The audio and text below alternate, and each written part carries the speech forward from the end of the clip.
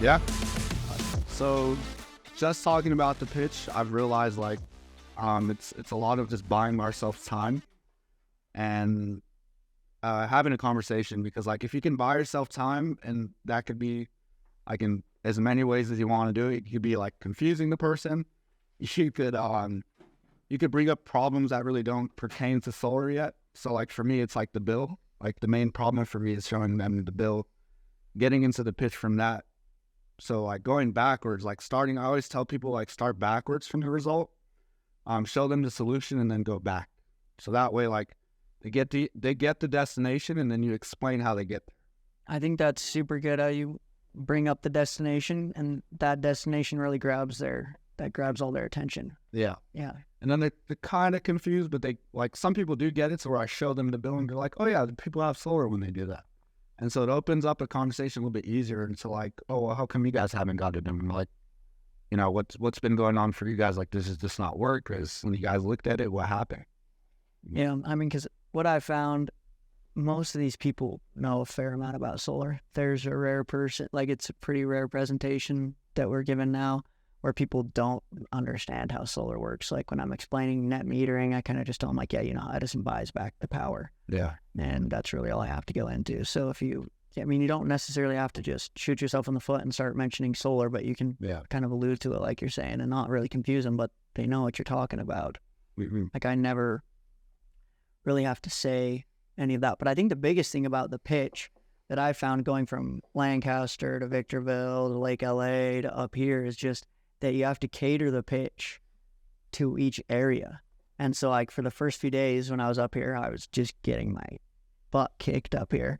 And so, but now I can go out and just like knock 2 or 3 doors and just get the fill like that. And I think it's just because I've catered the pitch to them because they know what I'm saying. I kind of go over their bill, how it's working with them. I show them the notice that everybody just got. And the reason I know they all got it and why I'm showing it now is just because I heard everybody telling me about this notice. So then I showed them that one. Yeah. And then I heard everybody telling me, oh, I saw on the news that they're building a solar field in Inniskern. So I started bringing that up and then explaining it or comparing it to Lancaster and telling them this is how it's already happening in Lancaster. You guys have seen the solar fields down there. They're going to do the same thing here. Yeah. And when I started with you too, and like I came to Lancaster, it was just you and me and Airbnb, bro. Yeah. And you're like, I'm gonna help you figure it out. And the thing that took a lot from those like couple days were just knowing what's happening around them and then telling a story. Mm-hmm. Because a lot of people don't like such a hard pitch. You get not interested really quick. You get hit a lot. And then once I saw you like talking with the people and like explaining what's been going on with the neighbors, and not only the neighbors, like the city, like he's saying, like, oh, the windmills, and they really get an idea of like, okay, this guy like knows where he's at. He can relate with me, and it's easier to talk to a person. So like the stories grab their attention. Like facts tell and stories sell. Like you came into Lake LA, and one of the first stores I knocked in Lake LA, I got pretty lucky, but they had lost power for days. So I just walked around and told everybody like, hey, we're losing power, and they're like, yeah, it's spotty out here. And so that was my whole problem. And I kind of got lucky knowing like finding that problem that quick, but that's why we slaughtered it down there. It's because we had a real problem that they were actually experiencing. We weren't just like, sometimes we need to make a problem up. Yeah, that's so true. But if you can find one that's actually in the neighborhood, like you can kill it. We also saw on their bill they're getting a double charge. That's so true. And so we're telling them like, hey, look, you're getting this double charge. You're losing power. And what we can do is just give you one charge and backup power. And the craziest part is it doesn't cost you any money. Insane. And it's like, but it's tailored to them in that area. That's why I was like, that's really powerful, because once you know what's going on, just like, I mean, with any product, if you know where their problem is coming from, it's easier to just explain it to them. Like, this is how it's affecting you guys, not like. Yeah, exactly. And then like for me, when I was new, there were two big things that really like made it. So I feel like when you're brand new, you do really good your first couple weeks, just with your conversations at least, just because you have so much energy. It's something new. You're excited. And so people enjoy talking to those kind of people. And then once you kind of get the ball rolling a little bit, it becomes monotonous. And then the learning curve is something where like you get better and then you drop off and then you significantly get better if you stick around. And I feel like what really helped me with my learning curve in the beginning is like, obviously it goes up and down the whole way through, but like I would lose enthusiasm because of the monotony. And so what helped with that for me is just like going out, and my manager would tell me, go find friends. Like just go find, like you were there for it, Brett. I bet you can remember days or weeks maybe when I would go without selling an alarm. And then Billy would be like, dude, just go find a friend. And then it's like, oh, you sell 2 that day, 3 that day. Yeah. And it's weird. Because they're buying you morely. And yeah, well, they're buying me. And also I think a lot of it plays into working the hours. I would always work the hours. And so the piper always pays. So once I just flip that attitude, like that's really what gets you the deals, is hours and attitude. But the other part of what really helped me a bunch when I was a rookie is pulling back, kind of at the latter end of the learning curve. I would just sell, and I got good at having a good combination of being personable and selling. But what really helped was when I started to pull back, because that just makes the deal so much more real. If we're just like, yeah, we can save you money, it costs less, it's free, it doesn't cost you any money, we'll give you backup power, and it's just like pro. It just raises red flag after red flag in the customer's mind, because they're like, well, it can't, there's pros and cons to everything. It can't all be good, until I'm like, look, like, yeah, it's not for everybody. You might not be eligible. It might not even make sense for you, man. But like, obviously you like what you're hearing, otherwise you'd slam the door on me. So like, let's see if you're eligible, man. Go grab your bill. Like just making it simple and just being like a logical person on the doors. yeah. Like for me, when I'm knocking the doors, like there's like a lot of emotion, and it's like, holy cow, this is like stressful. It's like, that never really goes away. And it's hard to think logically, but like, if you just think logically when you're on the doors, it's like, it's really not that weird what we're doing, you know? Solid. I think one last thing on the pitch before we go into the objections is that he starts off different. So it's not the same as everyone else. He's a little bit different. So he shows the destination and then explains the journey and how they get there. So rather than just showing the problem, just like how everybody starts, he's a little bit different. So being different, I think, is also huge, because they deal with the same thing over and over and over. They know how to get rid of us. And so he's different, and they're not used to that. And that's why he's pushing past them. Nobody really knows the destination. They just hear all the bad or the good. They don't really know. But if you show them proof, it's like, hey, look at this customer. And then they see that. They're like, well, how did he get there? Yeah. I'll explain. It's exactly why we're here. And then for like, And goes into that. So they see the end goal before you get into it. So you have them hooked. Like, of course, everybody wants a negative bill. How the heck did you get there? Well, explain that. but like for you guys have been doing it a while, like for my approach, for you guys seeing that, like, what do you get out of it? Like, because we all say the same thing, I feel like. I almost do that approach when I'm in an area that I have an install. I'll tell them, hey, the reason I'm stopping by is I'm following up with so-and-so down the street, with John down the street. He was paying $200 to $300, $400 for his power. And now that he switched over to us, he's never going to have a bill over $200 ever again. Mm-hmm. They're like, oh, they obviously know it's solar. And then I'm like, look, the proof is in the pudding. It's on his roof. Like, I'm not one of the other guys that's coming around. Like, we're actually doing work in your neighborhood. Like, let's see if here's kind of, and then kind of, show them the destination and explain how it works. Yeah. Because that grabs their attention, like you were saying. Especially with an install, yeah. Because Yeah. you know the person, and then you just show them what it's going to do for them. And then, yeah. Like, how could you not be interested in a negative bill? Yeah, exactly. Yeah. And I'm curious. So, like, I know kind of like what my steps are, where I try and, number one, the first step to the door approach for me is prospecting. I'm looking for people that I want to talk to. I'm looking for people with trucks. Brad always told me look for the laydowns, look for the people with wheels, people that buy, The buyer. just like buy stuff. But I'm looking for people that mostly I can just break their preoccupation. I have something to break their preoccupation is what I'm really looking for with prospecting along with people home. And then I'll go into, go right into breaking their preoccupation. Then I'll go into the problem, the solution, pull it back, and then transition to the bill and set the appointment is really my flow. But like, I'm curious to see what your guys' flows are. Yeah. Because I've seen Chase, like, when I knocked with him my first couple times, he breaks preoccupation within the person, not so much like around them and like the home and the cars and everything, because I do that a lot too. Yeah. But when I went with him, I noticed that it's more personal the way he breaks preoccupation. It's like, I'm human and you're human. And like, what do you like bring up a lot when you do break preoccupation? Because you're pretty good. He says, yeah, probably the ultimate preoccupation breaker. Well, first off, thank you guys for letting me or telling me that I actually break preoc pretty well. What I'm thinking when I walk up to the door is I'm not thinking about my pitch. I'm not thinking about anything. I'm only thinking about that person. And I'm looking around their whole house and I'm trying to find anything that I can find to crack a joke off of. So like, for example, a couple of days ago or a few days ago, I was knocking with Isaac and we saw like skeletons hanging from a tree. It was like dead skulls. And then we knocked the door and I said, is that what happened when the last sales guys came by? Guy laughs, and now all you're doing there when you make them laugh is that you're biding yourself time. Now I had 10, 20 seconds now to say whatever I want. And a guy will listen. So I think breaking preoccupation is probably the most important thing in the pitch. It doesn't really matter what you say or even how you say it. The next level to that is how you make them feel. That's the whole idea of when you're talking to people in sales. It's how you make them feel. For sure. That would be level 2.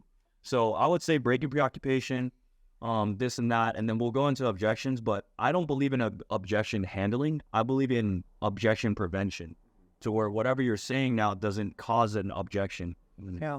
Because there's so many things where people are being sold to all the time. Like, think about it. You go online, right? You see, oh, selling me this, selling me that.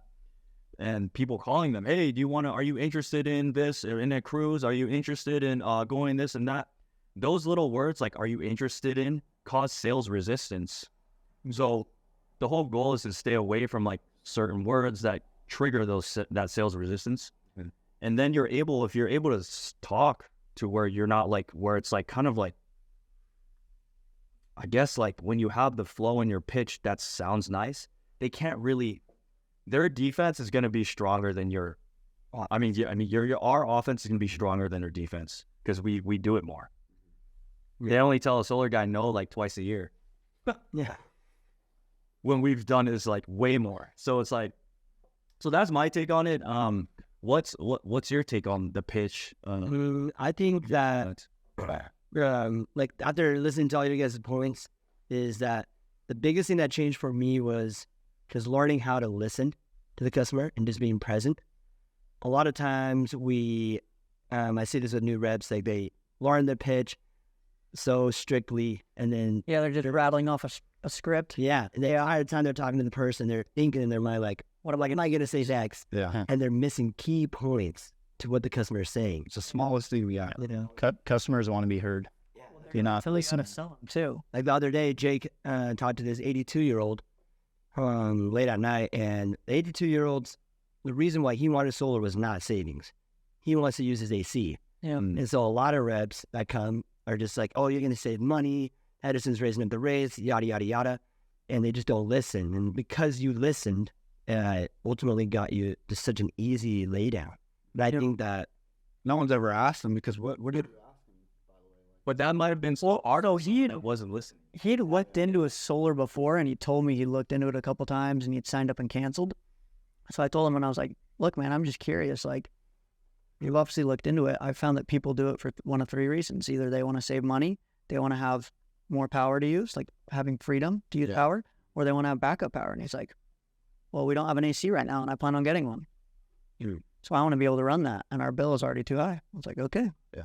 Well, perfect. We'll see if we can. And the most important thing is, like, I wasn't like, oh, we can for sure do that for you. Like, no problem. You're going to qualify for sure. I was like, yeah, we'll see if we can do that for you, man. you didn't get too excited. I just stay calm and collected. A lot of times what I see out in the field is that when someone is interested, I mean, I'd be honest. they usually they're like, oh, really? Oh, you're the first person showing interest, and you just got to stick to When it's tough, you're it's tough. tough when you're new because it's like you can get told no a lot of times sometimes.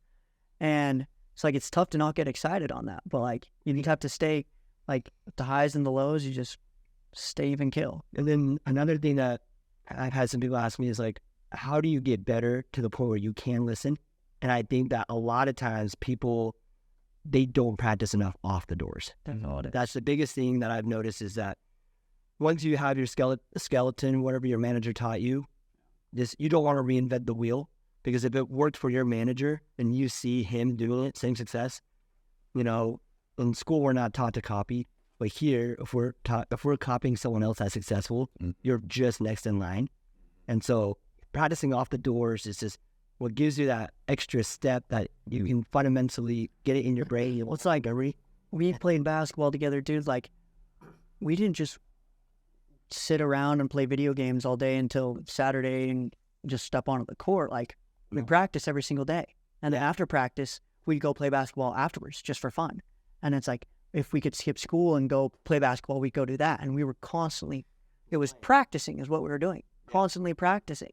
And then by game time, We were ready. prepared. And that's where you get. And not only in game, like it wasn't like junior basketball. Like we had plays and we had preparation, like we had a plan, right? If you just go out on the doors every single day without practicing, that's like walking into the game against a team that has plays and having no plays. You're setting yourself up. You're setting yourself up for failure.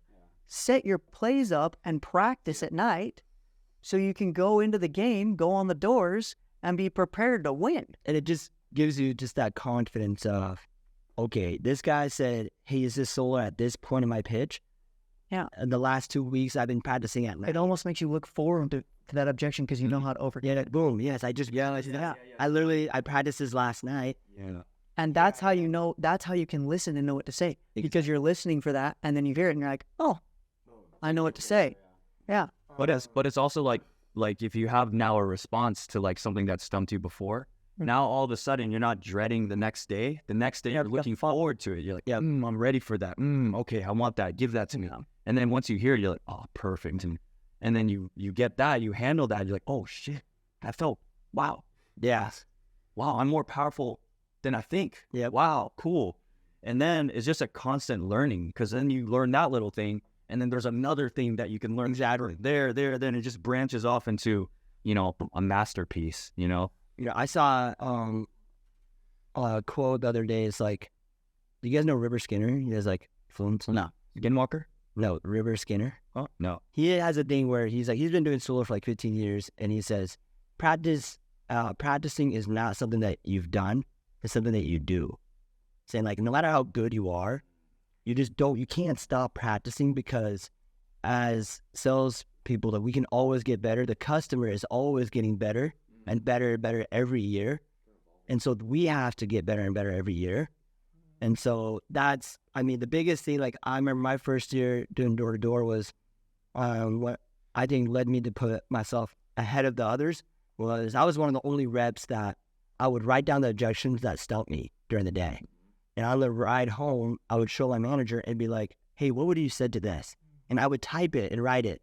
And, for a couple of weeks, I wouldn't get that much better, right?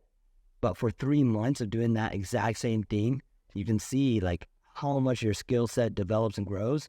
Yeah. And now, like when I go out there on the doors, I'm not thinking about my pitch. I'm just talking, matching their tone, and almost listening for your customer and reacting to them. So back to that quote, Grant Cardone has almost the same one where he says we should treat training like going to the gym, because just like the gym, if you don't hit the gym, you're going to lose the gains. Yeah, it's the same thing with training. If you don't train, you're going to start getting a little rusty. And like even if you should do it every day, he said you should train like you go to the gym. Yeah, every single day. And the thing is a little goes a long way. Even if you did 15 minutes before, every morning you just did 15 minutes of just writing down your pitch, writing down your objections, and just getting 1% better every day. And then every night you do the same thing, 15 minutes. So 30 minutes a day. If you could allocate 30 minutes every day to just get a little better, you'll be a completely different person at the end of the year. Even 1 minute a day. It cannot hurt. It can't hurt. You can't get worse. And so the only way you get worse is just you're not thinking about it. You just by not practicing. That's the only way to do it. Yeah, that's the only way to do it. We've all experienced this, like where we take a week off or 2 weeks off, and we come to. You got to fake the rest. Yeah. Even here at Ridgecrest, I came and took 2 weeks off, and the first 4 days I was like, oh wow. And your pitch is not the same as when you left. No, I was like, oh wow. I wish I would practice a little bit more. And so then I just practiced every day. I was blitz, and like the results have just shown later on. And so you just gotta, I think that's the most important thing on pitching. Is just what you do off the doors is what puts yourself ahead of others. Mm-hmm. Those that do the work off the doors are the ones that are most successful. And a lot of times people, even if you practice by yourself, you'll have people in offices that start off slow, but they slowly creep up. And you're like, how is that guy doing that? Mm-hmm. And it's just the things that you don't see. You don't see him, staying up late at night writing his pitch. You don't see him waking up in the morning and saying his pitch in the shower. I've had car groups where only one person is asking me, hey, I had this objection. How would you handle it? And then the people in the back seat are, they're tired. And I understand that they want to listen to music. They want to kind of zone out and be done for the day. And they treat the field as their practice. If you think that you're just going to get better just by knocking doors and that's it, you don't practice all the doors. Mm-hmm. Yeah, you might get a little bit better, right? It definitely doesn't hurt. But like Kobe, LeBron, Michael Jordan, like if they never practice off the court, would Michael Jordan have 6 rings? Kobe, no. Would Kobe have 5 rings if he just showed up to games and played and just never practiced? And so I think just the practicing aspect is just the biggest thing that people miss. Yeah. People always be like, what's the magic word to say? What's the magic one-liner? What's this? You can't sell everyone. I think people buy into like maybe a redemption. Brett's pretty witty, but I mean, to be like as witty as Brett, I mean, his one-liners, the way he says it, I know he's practiced it because he can say it smooth every single time. I mean, Brett, the thing about Brett is Brett didn't have anybody to train him. I mean, he came into the business. Yeah. I said, hey, Brett, figure it out. we're going to have you come sell with us, and then I'm going to go to Thailand. Yeah. You can call me whenever, dude. But, I was this past 12 but I'm not going to be there. Yeah, for Brett, it was like... And so Brett was just watching videos and doing Brett, what did you do to train? Well, it was just me and one other guy in an Airbnb, and the other guy, in my eyes, wasn't a high enough caliber sales rep to learn from. So I was like, I'm not going to learn from this guy. So I just YouTubed Taylor McCarthy. I watched all his videos, and I stayed up probably every night that week till like 3 or 4 o'clock in the morning, just taking notes. So I would watch his pitch, watch his presentation, and I still have the notebook today. I have like 6 or 7 pages front and back, every line just filled up with like one-liners, steps that he does, like things in his process that changes it from a no to a yes or makes it make sense. I wrote all those down and I just practiced. And then I just went out the next day, did it, knew where I was getting stuck, went and watched some more videos and just kept doing that. And I think my first week closing, I knocked for 2 weeks setting leads, and then I was on my own. I closed 4 my first week. And the first 10 I sat with, I closed all 10 as well too. And then I was like, okay, I got this. And then I started getting a little bit lazy with my staying up late, watching videos, practicing constantly. And then I started dipping in my production. And I was like, shoot, what was I doing before that had me so good? Like I was doing so good. So I just went back to watching more videos, writing out my process, doing all of that. So to elaborate on that, it's like you watch someone that was already amazing. I mean, we all know Taylor McCarthy, right? Yeah. He's amazing. And you didn't try to like reinvent the wheel and try to make something completely up. You're trying to follow someone because you saw the success he was having. uh-huh. And I think a lot of times we have these new guys come in. The first 2 weeks, like what Jake was saying, is they do very, very well the first 2 weeks. They're hungry. They don't know anything, right? And so any type of information that we give them, they're like, okay, I'm going to do that. But as soon as they start getting a little bit more confidence, that's when they start to implement their own ways of their pitch. You know what? Pretty true, yeah. I think I can do it. I can say it better this way. We always see it every year. It's just that the first time repties and setters come in is they get better for a couple of weeks because they have that high energy and the customers feels that and they don't know anything. And when we taught them to say, hey, this is my first 2 weeks doing the job, I actually don't know. This is a great question. We'll just have someone stop by and just answer those and drop off the report. Something so simple. But now when we gain the confidence, then that's when a lot of times, even myself, we change the things. Sure. Yeah. And be like, you know what? I think I can say it better. I think I can just wing it. And they dip and dip and dip. And they wonder to themselves like, the first 2 weeks I had the best success, but now I'm not succeeding.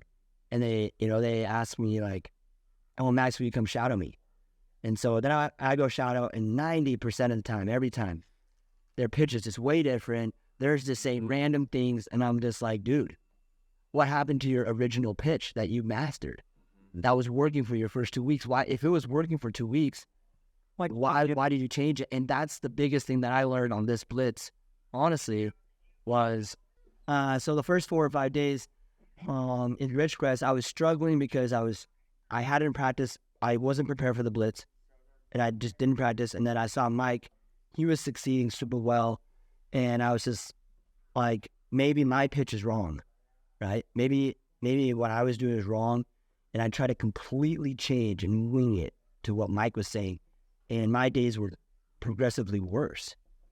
Then I just went back and like, what did I tell rookies all the time?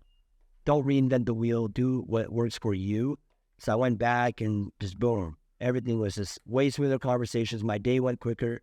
I was talking to people, listening to people, and the results just went better. And so I think anyone that's out there new is your first 2 weeks, you're learning, and you have that high energy. And there'll be a point in time in your door-to-door career at this very start where you gain that confidence, and trust me, just ride that momentum up. Don't try to change nothing yet. Wait until you're absolutely mastered. And Chase, you were telling me the other night where it's like, if you know your pitch fundamentally so sound, it's like in your long-term memory, like you could wake me up and say, Max, you could wake me up at 4 a.m. and say, Max, pitch me right now. And I'd be able to do it because I've done it repetition 1,000 times by myself. Yeah. That's where sales gets really, really fun, because then you can just have fun with the customer, and you already know they cannot throw you off. They might say something weird. You might say something weird to them. You know, Mike had taught me the line of dead trees and wires. I think this sounded like, they're like, oh, what the heck? Yeah. And then I don't let that distract me from my pitch. I just move on. But I think that's what I wanted to tell Brett too, is because once he knew it was going like down. Yep. For me, it's just checking off the boxes in the pitch. Okay, like where did I mess up? If I felt like I messed up somewhere, it was like, what did I do before that? Yep. Was it breaking preoccupation? Was it telling them what I was doing? What's in it for them? What's in it for us? It's like if I didn't get to one point, it was like, okay, I needed to make sure I'm checking off all the, Yeah, you got to just. And then to piggyback off of like, checking the point before, that's how objections come up, right? Because like whatever you said made them say something. So when they object, it's always, what did you do before to make them say that? So that's kind of my take on the objection.